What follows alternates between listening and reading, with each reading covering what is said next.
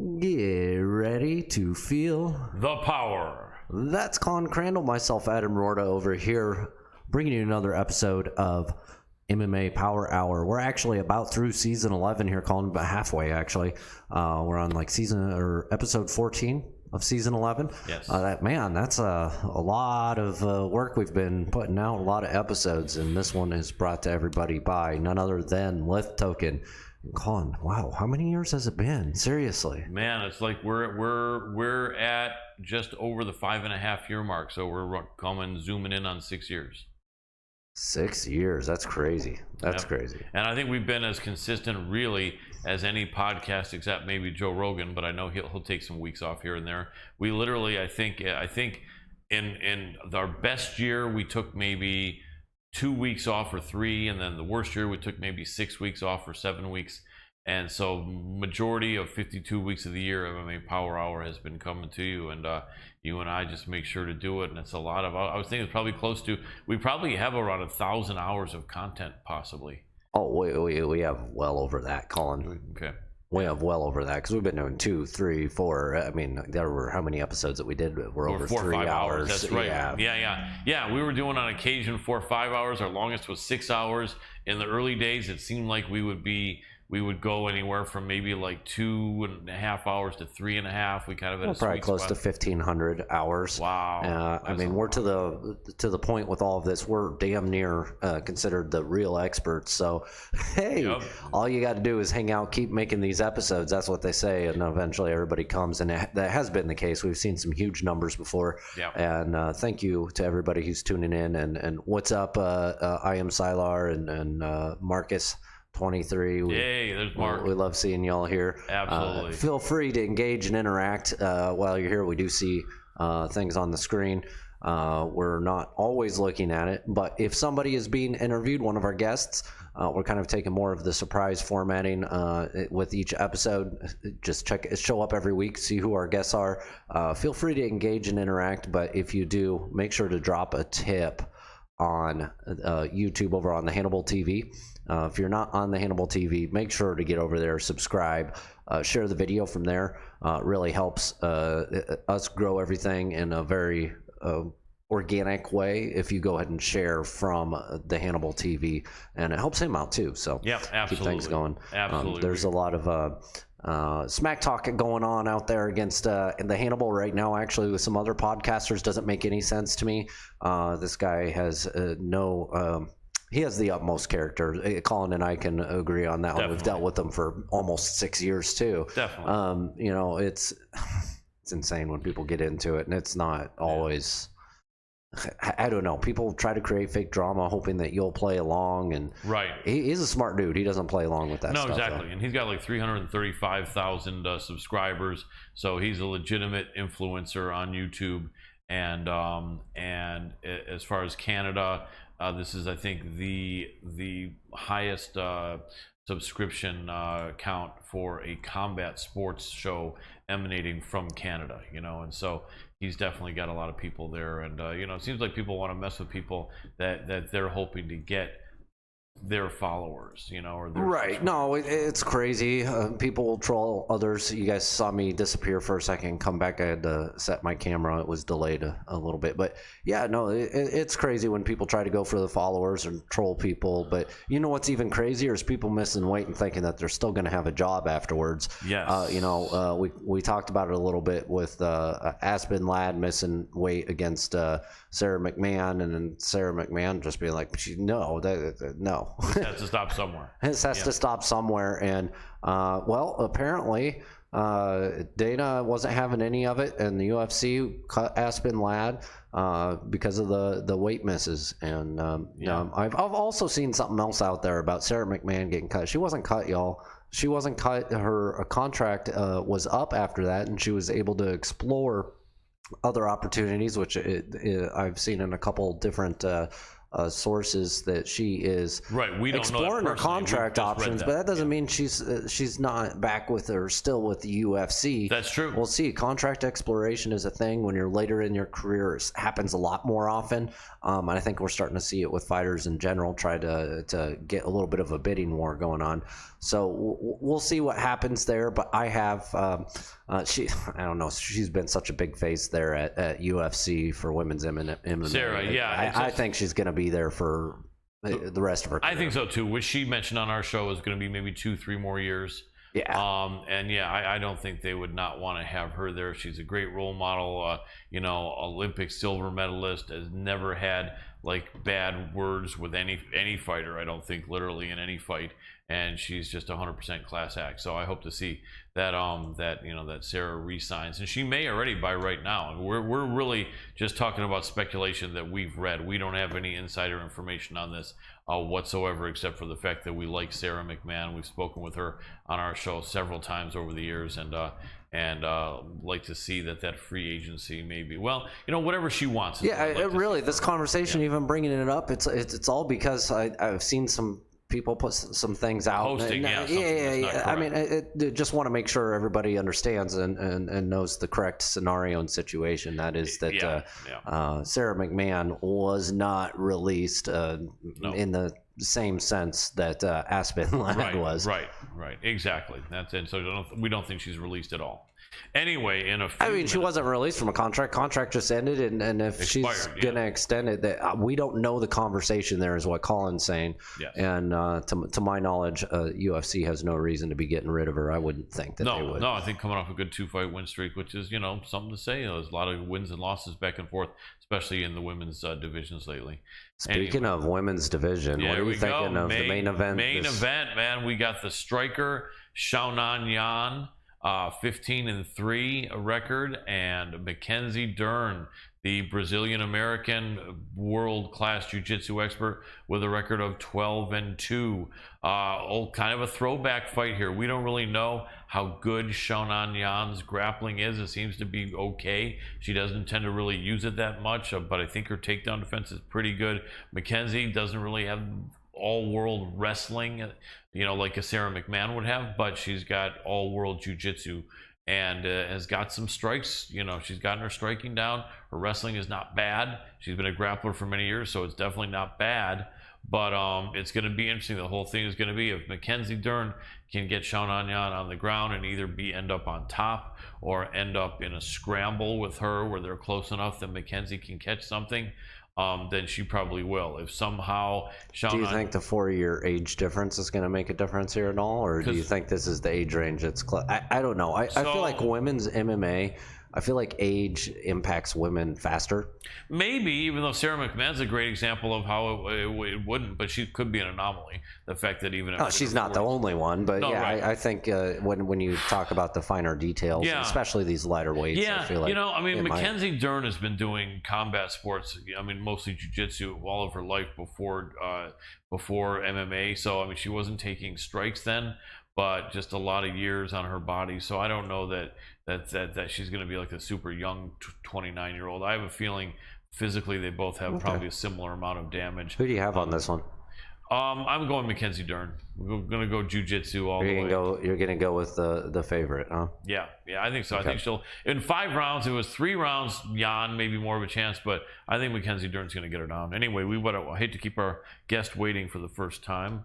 It hasn't accepted us yet. We can give her a try, but it won't do anything. All right, she's...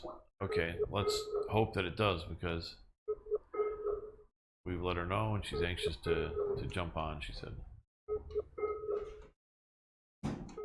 I'm gonna have that circular sound if I don't do that. There we go.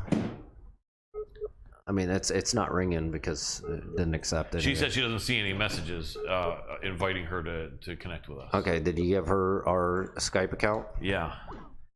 Gotcha. We just tried to call you and no response because we have to be connected. Our user ID is... There we go, and he's typing it out.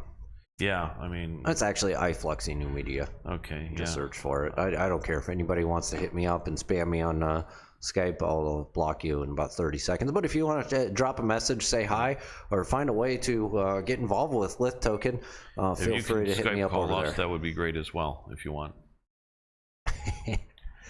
If she can call us, then, I mean, as long as we can make a connection, you know, it is what it is. I mean, I think, like, the way we look at things is, like, Adam is an advanced internet user, if people can understand that, and so for him, apps, internet, it's like he could do this if someone just hit him in the head with a bat, and, you know, his eyes were closed, he could sign on to an app. Let me try this one. Now, I'm not an advanced internet user. I'm like more of a, you know, Skype's easy though, dude. Skype is easy. Yeah, but what I'm trying to say is that what I'm trying to say is that there's always some chances of screw ups, and I'm not trying to throw anyone under the bus. There she is. That was actually on me on this one, so I'm gonna give her a call.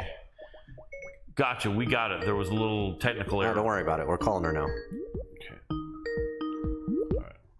There we go. That producer error there, Chelsea. Thank you. That was my producer, Chelsea. Yeah, he apologized for a problem. Yep, we're good. Okay, all we need you to do is hit the video button at the bottom. It looks like an old movie camera with a line through it, and once you hit it, it's going to get rid of that line, and we'll have video. Hope you're prepared for that. Fabulous. There we are there. Now, you're just going to see yourself, but we'll make sure you see a copy of the show afterward, and we have great graphics and everything. It just, since we're doing a live stream, we can't have it where you're seeing us. But anyway, ladies and gentlemen, so happy to welcome this next guest on the show for the first time. She's going to join a group of elite athletes in the UFC coming up. Making her UFC debut. We're going to get you more information about her right now, but please welcome to the show, Chelsea Chandler. Chelsea, I love your initials, CC. They're the same initials as I have. Oh, cool. Yeah. Absolutely. So, tell us, you are going to be in the flyweight, or what weight are you going to compete at? It's going to be a catch weight at 140, so it's between bantamweight and featherweight. Very interesting. And when is the fight? And let people know who your opponent is. So the fight is October 1st. It's probably going to be around 1:30 in the afternoon. And I'm fighting Julia Stolyarenko. She's from Lithuania, and she's that girl that just got that big viral armbar against Jessie Jess about 2 months ago. Yes. Okay, I'm excited. That means, ladies and gentlemen watching, this is this coming up Saturday. And this is going to be great. Now, the question is, 135, 145, I think you have experience in both divisions, right? Yes, I fought in both. So 140 was no problem for you, but can I ask you, unless it's a secret, how it came out to be 140? Who was wanting that, and what did the other party think, and how did that go down? Yeah, so when I originally signed with the UFC, they wanted me, of course, back at 130. So they said, okay, let's give you some time to go back down to 45. Coming back from an injury, so that was a hard cut, 45. So initially gave me the call back in May, June. They said, we'll give you some time to cut the weight. So I got about a 4-month camp, and the weight still wasn't going down. It was going down, but it wasn't going down fast enough. So then I went to the Performance Institute. They found out that I had some thyroid issues now, which has helped a whole bunch, but it just wasn't fast enough. Chelsea, I'm sorry to interrupt you. Sorry to stop you, Chelsea, but we're getting a lot of interference. We're only getting like every other word that you're saying. I hate to ask, but do you see, is maybe you can be closer, or if there's any other room you could be in? I don't want to inconvenience you, but it seemed like reception was kind of weird, but maybe you're a little closer you could try. But yeah, we hate to not have people hear what you were saying. But yeah, tell me, kind of maybe come back with like a shorter version of that. They gave you time to get weight down because they were wanting you at 135, and then what happened from there? Yeah, so they gave me some time. The weight wasn't coming down as fast as we wanted. I mean, I'm working out 3-4 times a day, and it just wasn't budging. So about 3.5 weeks ago, we messaged them, and we're like, hey, like we can't make this weight safely. She's been on medication. We were trying, and it just wasn't going down as fast as we thought it was going to. So canceled for about 24 hours. And then they called back and asked if I could make 140 healthy manner, and we said yes. So the fight's on at 140. Okay, sounds good. And then things improved a little bit there as far as being able to hear you. In the beginning, got a little bit worse at the end, but we got it. Okay, so 140, and I'm sure Stolarienko's corner had no problem with that. She's kind of a bigger girl herself, and I know she's fought at 145, so that's no problem. What do you think about her as an opponent? First, let people know you're coming off a really good career in Invicta. I think your record overall is what, 5-1? Yeah, it's 4-1, and I'm on a 4-fight win streak. That's serious. That's awesome. That's coming into the UFC strong. Stolarienko has got some wins and has got some losses. I remember that 35 is really hard for her. I don't know if you remember a couple years ago, she was trying to make weight, and then fell down and passed out, and then for whatever reason, her corner let her go back up again to try to make weight, and she almost fell down again. So this is probably a safer weight for both of you. But what do you think of her as an opponent? Has she been on your radar before? And what do you think she brings to this matchup?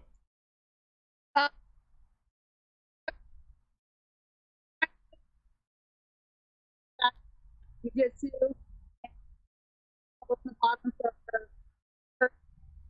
Chelsea, I hate to stop you, but yeah, we're getting almost nothing of what you're saying now. Okay. Is it? I hate to ask. Is it? So if you're closer, is it better, or can you see?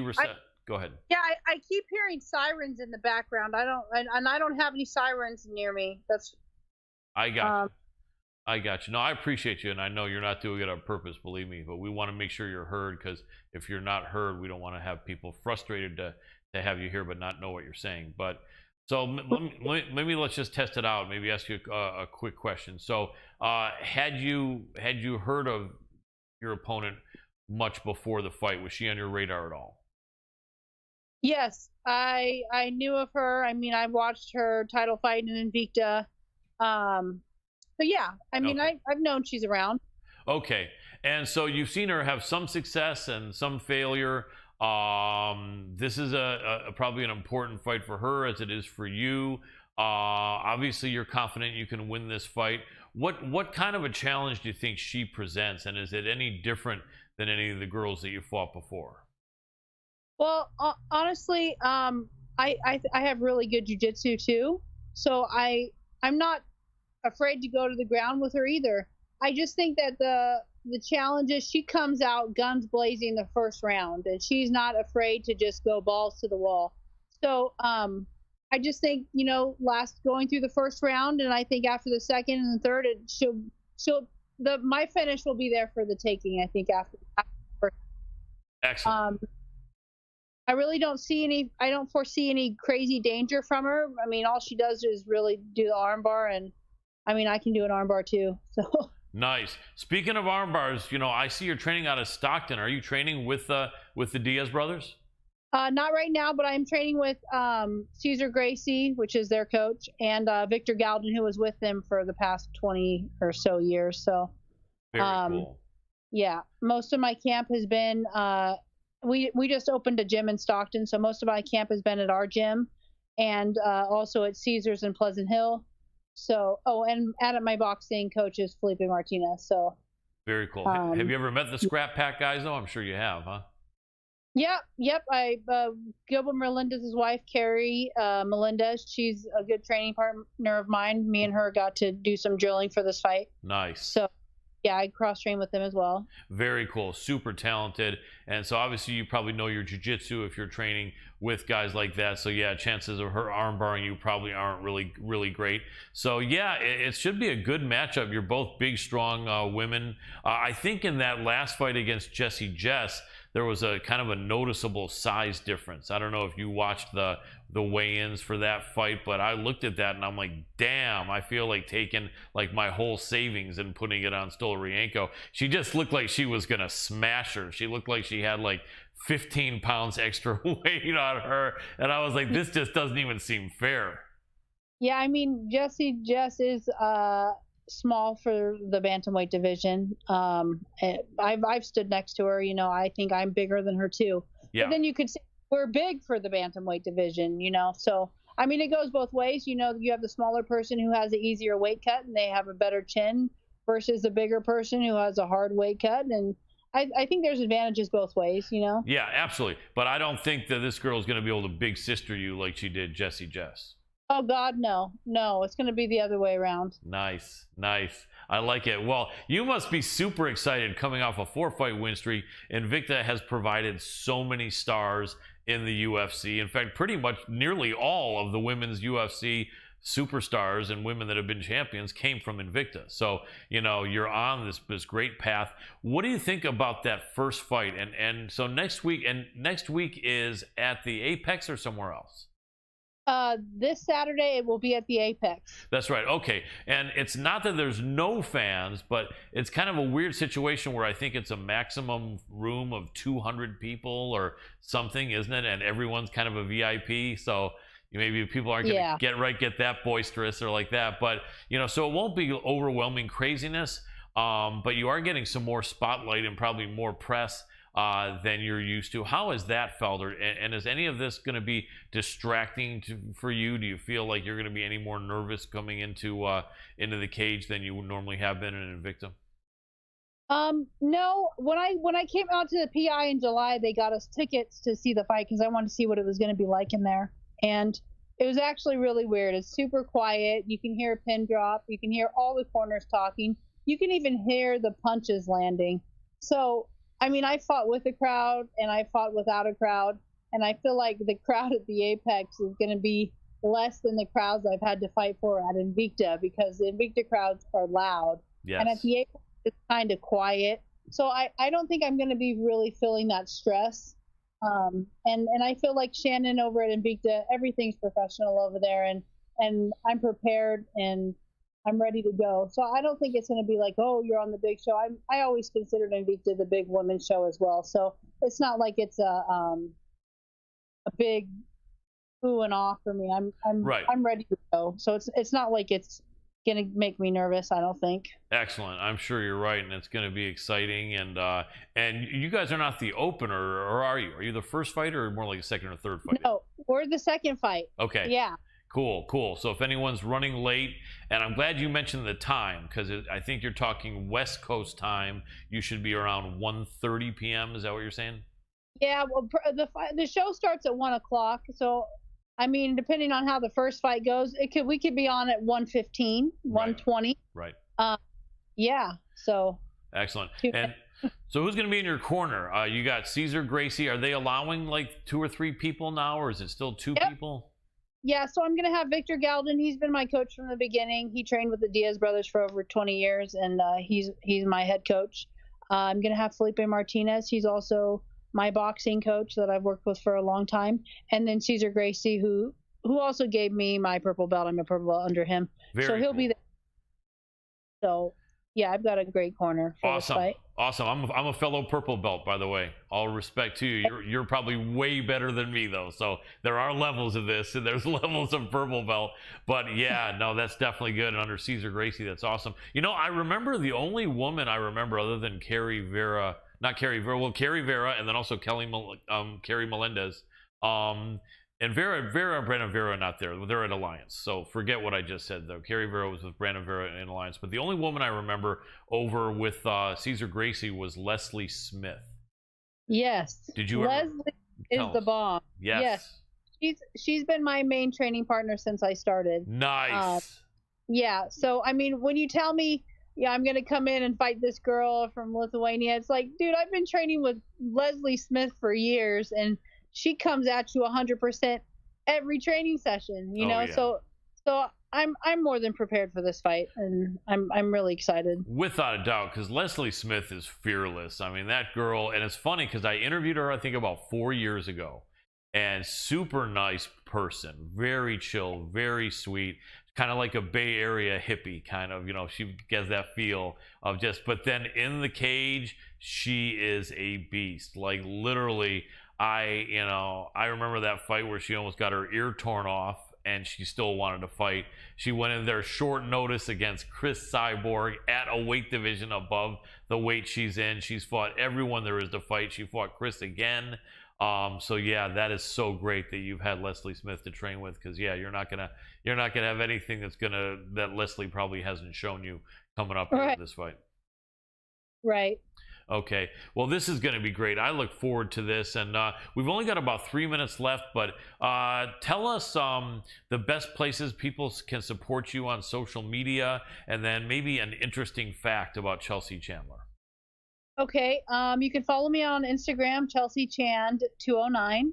You can follow me on Facebook, which is also the same, and Twitter's the same as well, Chelsea Chand 209. And then I went to the University of Miami, and I graduated there. Awesome. Yeah, I have a bachelor in business administration, and I double majored in business law and business management with a minor in English. So that's something not a ton of people know. Absolutely. That prepares you for a lot of things. Like, you can possibly be in the MMA business and use your business acumen to be a partner in a gym, or be a trainer, or have products and merch, stuff like that. Yeah, so I look forward to that. Well, Chelsea, we're going to be cheering for you. I really know that coming from the team you're coming from, you are going to be the A side in this fight. And, it's really been a pleasure chatting with you. I look forward to seeing you take the W and put a beat down on Yulia Stoliarenko. Thank you so much for having me. You're very welcome. We'll talk to you soon for sure. Okay. Take care. Bye-bye. And that was Chelsea Chandler. Very cool girl. She's so chill, a big smile, and training out of even though she's now in a separate physical school where Cesar Gracie has his thing with another coach. She's obviously spent a bunch of time at the official Cesar Gracie camp, which was Nick Diaz, Nate Diaz, Jake Shields, Gilbert Melendez, Kerry Melendez, Leslie Smith training with her. Remember we interviewed with Leslie Smith like 4 years ago?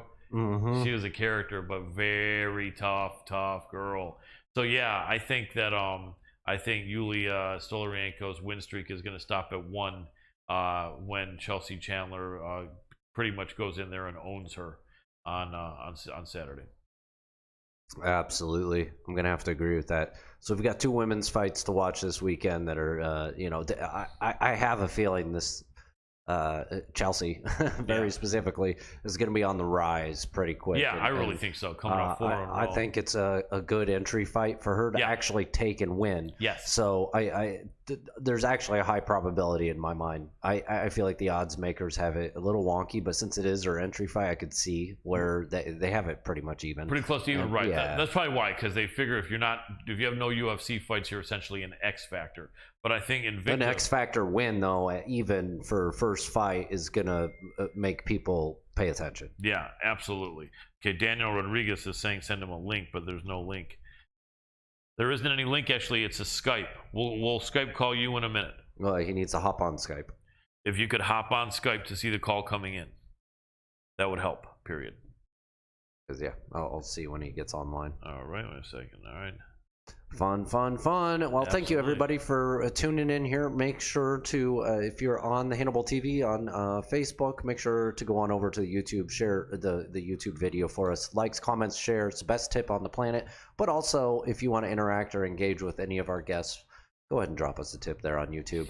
Absolutely. That really helps us out. We've been doing this for 6 years, out of pocket. We have made some money, but not very much. Right. Like literally, I've dumped tens of thousands, closer to maybe $120,000, $200,000, somewhere in and there. I've dumped like a lot too. Yeah, maybe not quite that much, but a lot. Well, I mean, production equipment and making sure that the studios are set up. We both, and all the advertising, all the bills and advertising that we've dumped into it. Yeah, we have. So blood, sweat, and tears. We could use some help, guys. Exactly. The one thing I wish you guys would do is tell your friends, don't watch the Contender Series on Tuesday. Watch us. This is one of the things, Adam, I was going to also mention. We started out, I think, as a Wednesday show, then went to a Thursday show, and at that point, only Bellator and UFC were out there, so as long as we avoided Friday and Saturday, we were good. All of a sudden, PFL starts coming out on Thursdays, so we moved to Wednesdays. All of a sudden, One Championship is doing their slightly delayed live show on Wednesdays, so we moved to Tuesday. And then Tuesday now has Dana White's contender. Oh, of course, it only makes sense. Throw Right. in shoulder programming on one of the other days later in the week. Everybody, a long enough break. Keep it extended, and rather doing it on a Sunday, right? Right. Because So, I Sundays, mean, the only you have way- the football, and Right. Mondays you have football. Then Monday, so- right? So you're right. Actually, we'd be going. Yeah. So essentially, the only thing we could do is if we didn't want to go up against any MMA, We're just leaving it. just do it or just leave it alone, give up, or just leave it as it is. Leave it on Tuesday. I agree. Contender Series is great. Yeah, Listen, but not you everyone can, watches it. Not everyone you watches can tell people to watch us later after they watch Contender Series. But you can, Or, that's right. you It can stays watch up. that after us, which is even better because you can interact and engage with us directly live. And That's we wanna right. And Thank we you are- guys for all yep, of that. Exactly. And We then appreciate it. it doesn't look like he's hopping online on that account. Is there? Maybe ask him real quick. Okay, hang on. Right. Can you remind me of your Skype address, bro? Question mark. You Yep. want to try the one we have? I mean, he's not online, so All right. Let me. you already know that drill. Yeah. I can do this. I mean, let 'cause me. we had him on, I think, about 5 months ago or 4 months ago. Everybody, hang with us. We'll go over it. Yeah. Actually, Actually, I can probably see a date. I can probably see a date where we had him on last. I think. So I'm gonna start a call, actually, Colin, and I'm gonna email you Okay. a link. So this is. Let me go to my Gmail. Okay. Or I'm gonna see if he wants to call us. Yeah, he can call us real quick if he wants to, All right. but I can also just do. Which email do you have to your? Is it Royal or is it? Mine is Royal. Yeah. Making sure that's what you have on your phone. Yeah. Yep. Yeah, you don't need to check and see if you can call us. Don't worry about that, Colin. Don't worry about that. I got you. I got you. All right. I'm just gonna send you a link that he can actually use. So everybody out there waiting for us to actually do something exciting, we do have Daniel Rodriguez coming I'll on get here you a in Skype minute. link now. I just found out we can do that. You know, trying to do some funky business that we really haven't done before. And it's just gonna say link, Colin. Okay. Wow, this old email signature that was on this computer. Oh, he only. just showed me his, except it's not. You want me to, okay, he's showing a picture of his thing, but I should just go to our thing. But Anyway. does it have a guy that is like the yes. Air Jordan one? Okay. Yes, Yeah. that's Tell it. him we'll call him in a second. Okay. All right. Sweet. We'll call He's you in a online second. now. See him. Perfect. Yep. All right. Skype dance. Skype dance. Jens Pulver has nothing on us. That's right. Daniel, can you hear me? D-Rod, can you hear me? You got me, brother? Can you hear me? Excellent. All we need you to do when you can is hit the video button at the bottom, which just looks like an old camera. Sweet. Got you there. Appreciate you, bro. Hey, we'll give you a proper introduction, ladies and gentlemen. So happy to have this next guest back on the show, man. Super exciting UFC welterweight contender, the man they call D-Rod, Daniel Rodriguez. Welcome back to the show, Daniel. What up? All good, bro. All good. We really appreciate you, man. So much went on. You were part of one of the craziest shows ever where the night before the fights happened, 3 fights got switched. Instead of you going up against Tony Ferguson, you're going up against instead of you going up against Kevin Holland. I was supposed to fight Kevin. I was supposed to fight Kevin Holland, bro. Yeah, you're right. Sorry, I just caught myself. Instead of you fighting Kevin Holland, you end up fighting Li Jingliang. Holland ends up fighting Hamzat, and then Nate Diaz against Tony Ferguson. First, a quick question. If someone said to you or asked you, and they probably already have, do you think there's any truth to the fact that they had these matchups in mind the whole time and were just about ready to drop them on that Friday anyway? Would you think there's any truth to that? I mean, all the matchups made sense in the end, you know. What's that? I didn't hear you. Yeah, I'm saying, I mean, it all kind of worked out, and if you think about it, I think the matchups made more sense in the end. Yeah, they did. They really did. So some people are feeling it. Maybe they had those in mind from the beginning, but who knows? But anyway, more than likely didn't. It's just a bunch of weird stuff happened. And then you ended up having a good fight with Li Jinglong. And that was a good matchup, man. What did you think about how that fight went down compared to what you were expecting from the Leech? I didn't really know what to expect, that an opponent, last minute change, an opponent kind of really threw me off. I was expecting a whole other fight. And I went out there and fought a strategic fight. He packed a lot of power. I tried to do my best to stay away from it. And I just try to outpoint him and outstrike him. Makes sense. Makes sense. And it was a good fight. You look good there. And, I think you both kind of raised your stock there. In that Hamzat versus Kevin Holland fight, man, let me ask you this. Because I think since then, you're the first UFC fighter I've had a chance to ask this question of. And I'm curious to see what you think and what you think most UFC fighters might think. So when Holland comes in to face Hamzat, it looks like Holland was like putting his hand up, like, let's touch hands high again. And it looked to me like Hamzat faked the touch and just shot right on him.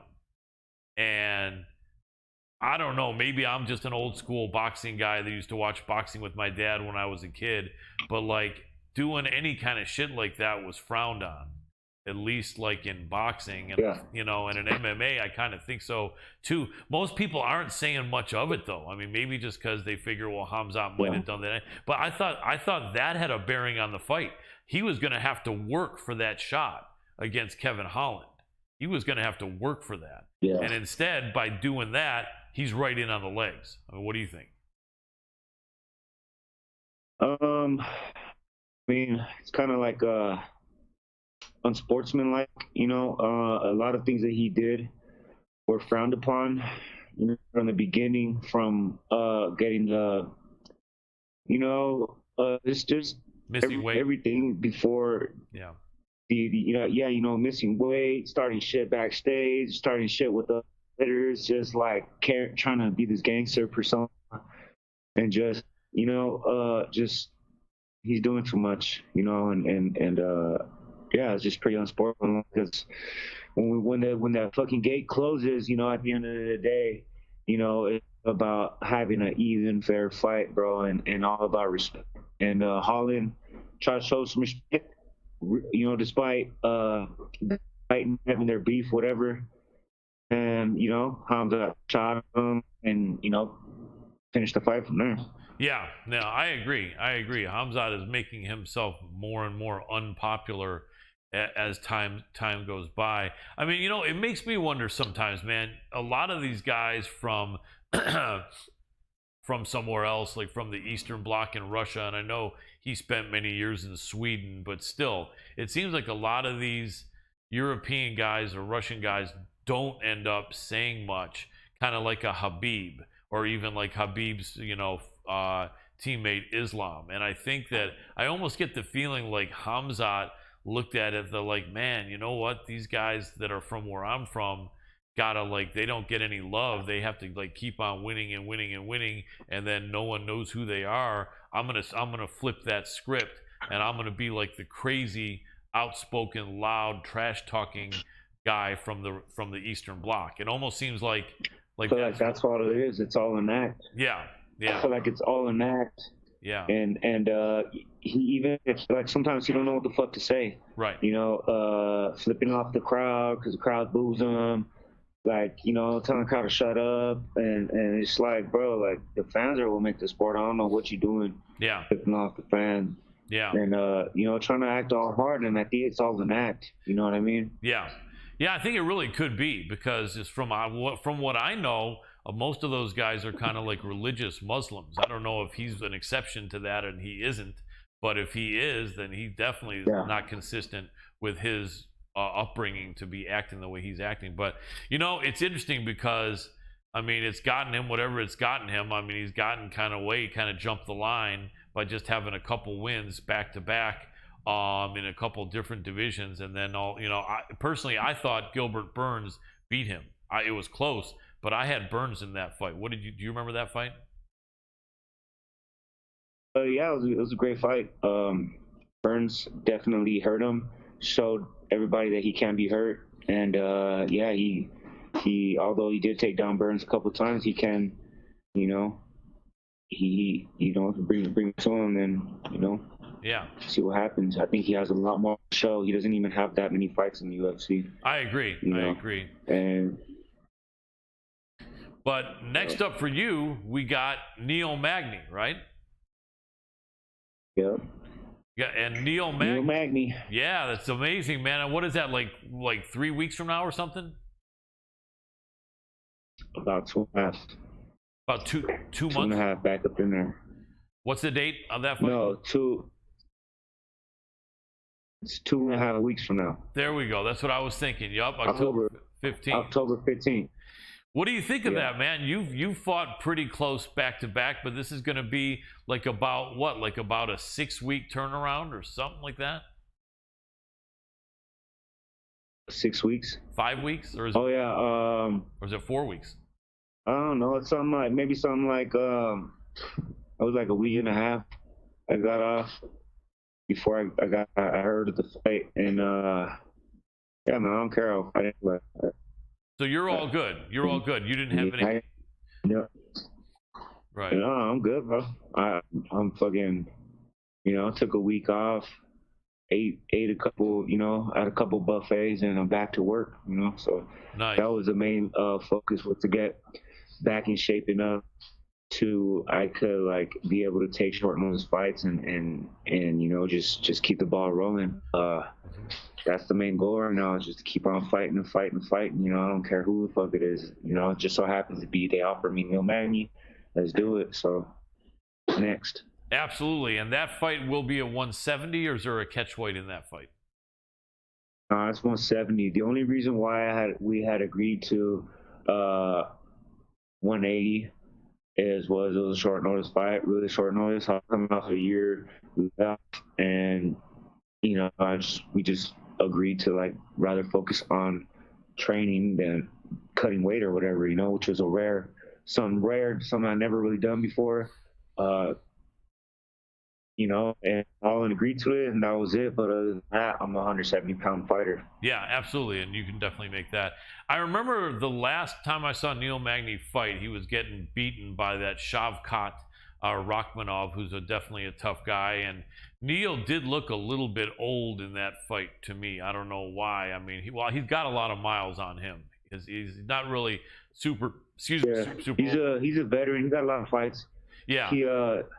He's got a ton of fights in the UFC. But my debut, I fought Tim Means. He's got a ton of fights in the UFC that really don't mean nothing other than who shows up that night. Yeah, without a doubt. One of the things I remember is before that fight, he fought Max Griffin, and we've interviewed Max Griffin several times.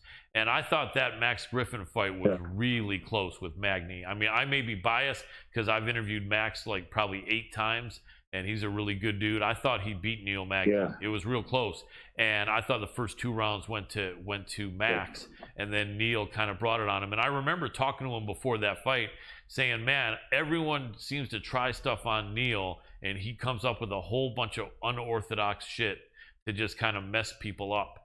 And Max said, he said, I'm not going to let him come up with that crazy shit. He said, I'm gonna put it on him, and I'm gonna keep putting it on him. And he did, but then in that 3rd round, Neil came up with his unorthodox crazy shit. And so what's your thought? I mean, because it seems almost like he's such a veteran that like he'll pace himself so much that he can come and try to bring it on you, put it on you in the 3rd. I mean, I don't really think too much about him, bro. I just fucking do my thing. I train hard as fuck. I don't really focus too much on what he's gonna do. I understand that he's like a fucking he's like a grappler type dude. Mm-hmm. He's got a bunch of fights under his belt. He's a veteran. Like you said, hasn't been looking so great his past couple fights, but you never he has a gas tank on him. you know, I'm just gonna go out there and fight him, bro. You know, they say he picks it up in the third round, so do I. In all my fights, I think, you know, the third rounds where I really get going, so I shouldn't have no trouble there. Absolutely. No, I agree. I think you are the fresher fighter here, and I think you're going to put it on him. And then that way, I would imagine getting by Neil Magny, and if you get the win there, you're probably good for the year, or would you think you would want to fight again if that one went easily? Hey, if they want me to fight, if they ask me to fight, I'm gonna fight, bro. You know, that's the way my career pretty much is. You know, majority of my fights in the UFC are on short notice, and you know, it's on me to just stay ready. And you know, I'm dedicating myself fully to this sport, and there should be no reason why I don't take fights when they offer them to me. Absolutely. Last 2 minutes, and I'm going to let you go like we promised. Let us know who you train with, who's helping you with this camp, and if it's not a secret. And then let us know, like, if you got any merch or any website or anything, anyone you want to shout out. Yeah, there's right now currently I'm working heavy on my grappling shit. I got my coach Rodriguez here. I'm spend my day one guy.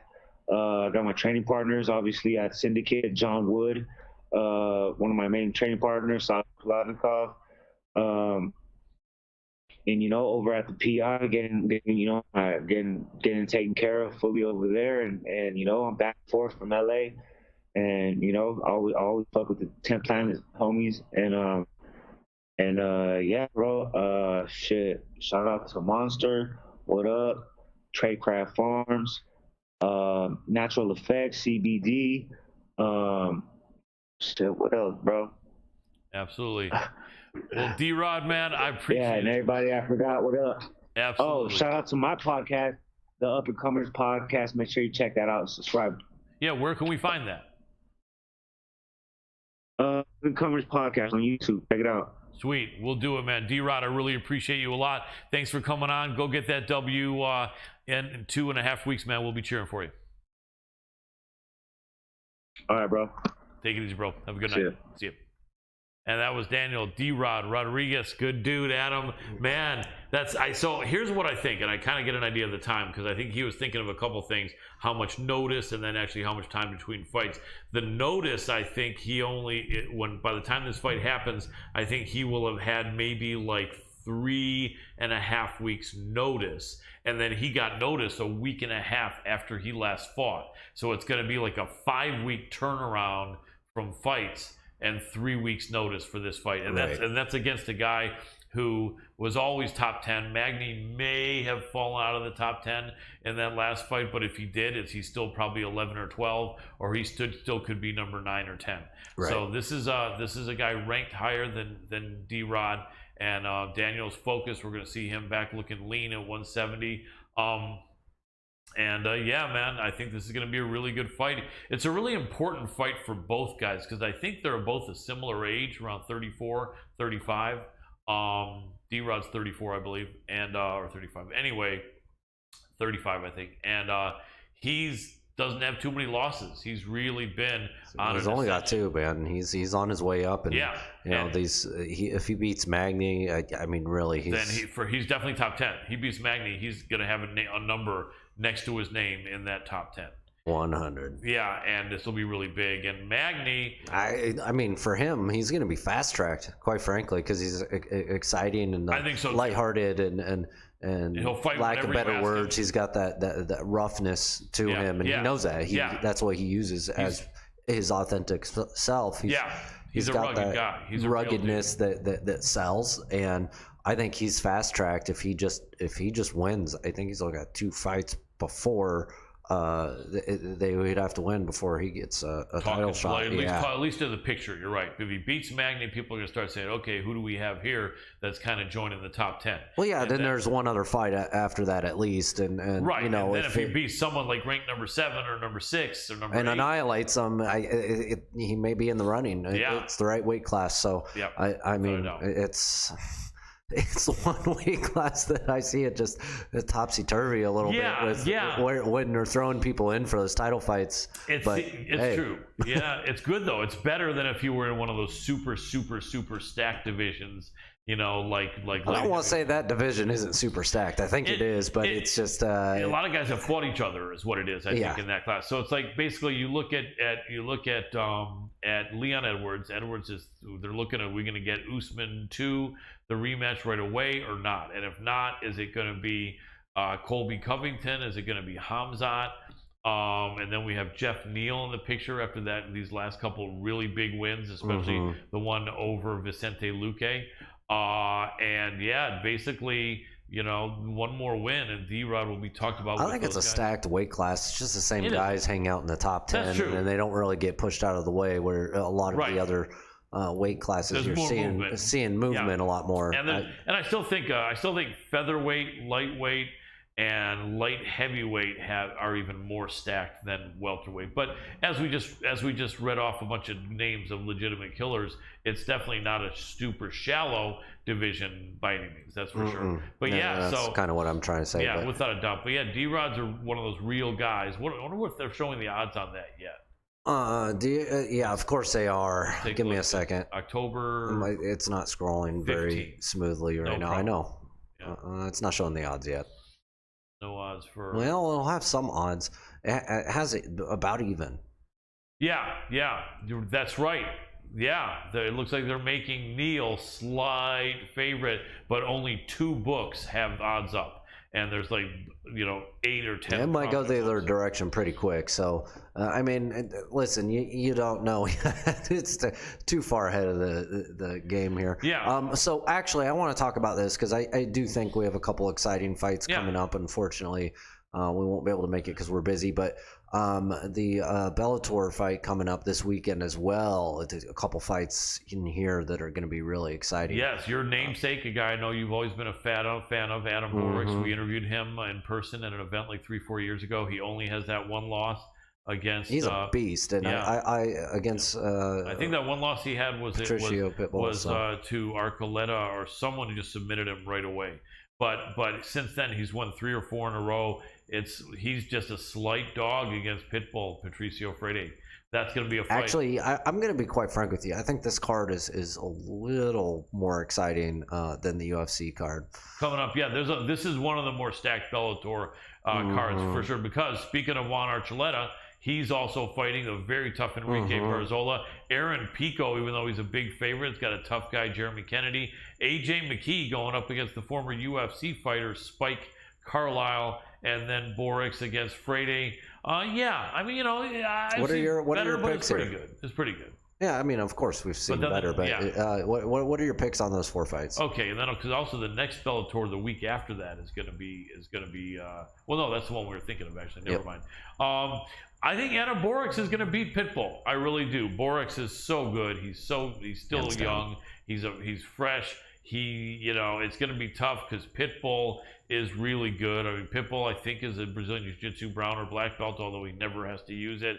He's really compact and short, so it's hard to take him down. His takedown defense is good. His punching, he's a bomber, man. He's just like a little short, stocky tank, and so I think it's going to be a tough fight. I got Borix. AJ McKee should beat Spike Carlisle, but you never know. The Spike Carlisle, I think they call him the Ginger or something like that. He's a redheaded guy who used to fight in UFC. He's a tough dude. I think, in all honesty, I think he's going to have. I think the odds makers should have it a little more close, but I do agree that AJ is going to pull this one off with the odds makers. Yeah, he's going to want to because AJ McGee's a lifelong Bellator guy. And if a former UFC guy that was cut by the UFC really makes it hard for him, then there's going to be more smack talk that people are going to say, see what happens, dude? You fight a guy who's cut from the UFC and you barely beat him. So I think he's going to want to not make that happen. He's going to want to make it smash this guy so he can say, hey, have your UFC guys, on point in case, we jump up there because we'll be bringing it. So it's going to be interesting to see there. Aaron Pico definitely should beat Jeremy Kennedy. That's set up. I think really that for him, most of his fights are set up fights. Yeah, I mean, in the early days they weren't. They matched him up too difficult in the early days, and now they're really, really backing off. But he's a good kid. He's a really good kid, Aaron Pico, but he should clearly win that. Barzola Archuleta, that's a really good fight, man. Really, that's going to really be the good most fight. exciting fight of the It probably night, could I be, think. yeah. That really very well Of could all be. the cards, I think that's going to be the most. I think that really very well exciting. could be, you know. And then, yeah. So anyone else? Archuleta knows how to put on a show. He really does. He's a talented dude. Great grappler. Wait, is Max fighting in Bellator now? Max, no, that's not Max Griffin. Max Roskopf. No. Yeah, remember Max? Yeah, Max Roskopf. We did interview him once. Yeah. He had the distinction, and I have nothing but respect for him, in that he really did. He kind of quit in his first UFC and fight. Threw in the towel. And yeah, and then he got cut promptly. And I mean, you know, here's the thing. Most people like to identify with winners, right? Most people like to identify with the best of the best. And so I think when you watch fights long enough, and if you kind of are young and you're doing what people normally do and identify with these better guys, right, you kind of feel like everyone should be that. Everyone should be an absolute warrior who can take an unbelievable amount of punishment, but who is so good and skillful that they usually end up being the hammer and not the nail.